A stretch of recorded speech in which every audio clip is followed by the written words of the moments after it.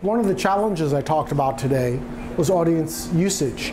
And here's a reality check here that I'd like to cash. Numbers from Nielsen show that even among 18 to 24-year-olds, they spend 8 hours watching TV for every 1 hour they spend watching digital video.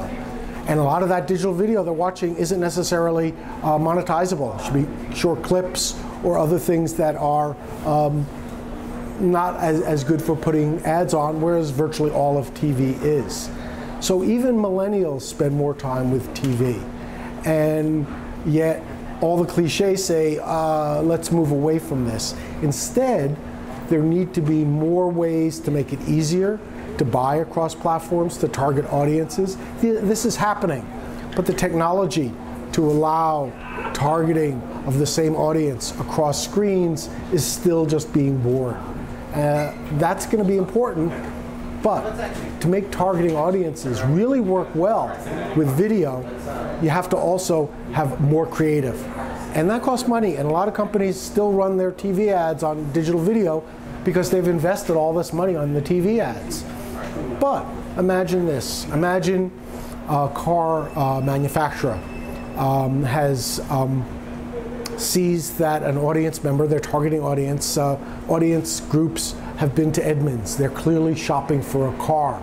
They want to target them with ads later.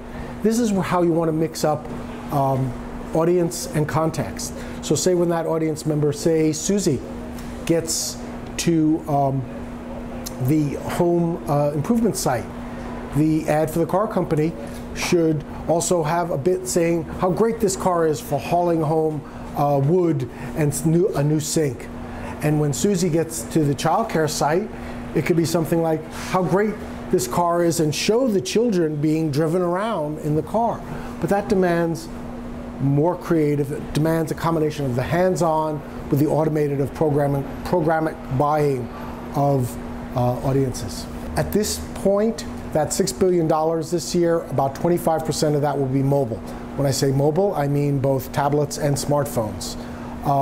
By 2018, when digital video will be about 12.7 billion, according to eMarketer's projections, nearly 50% of that will be mobile.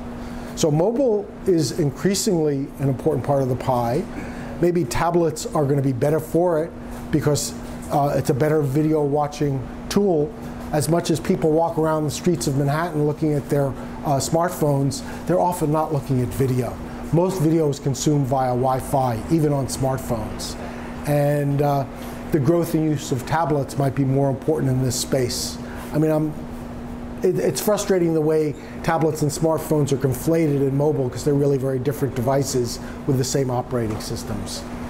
And what about this? So we've been talking about TV, the sort of TV everywhere, the delivery of live streaming, and we've heard that's picking up. Do you have any thoughts about that, where it might be going? Well, that's going to be an important part. The delivery mechanism, whether screen, whether it's still through connected TV, therefore people want to watch on the largest screen. I mean, we have seen surveys and anecdotal comments that audiences still prefer, when they're going to watch longer content, the largest screen available.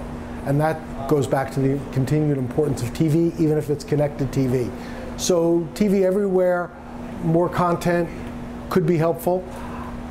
The one thing I wonder though, are we getting to the point where there's just way too much video content? You know, people only have so much time.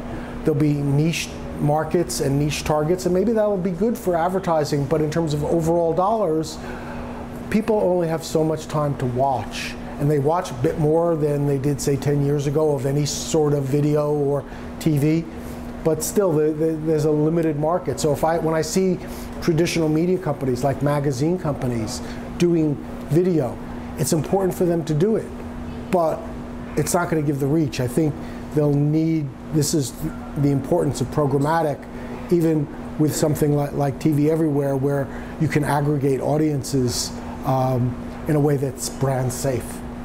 So not through sold through auction, but sold programmatic direct.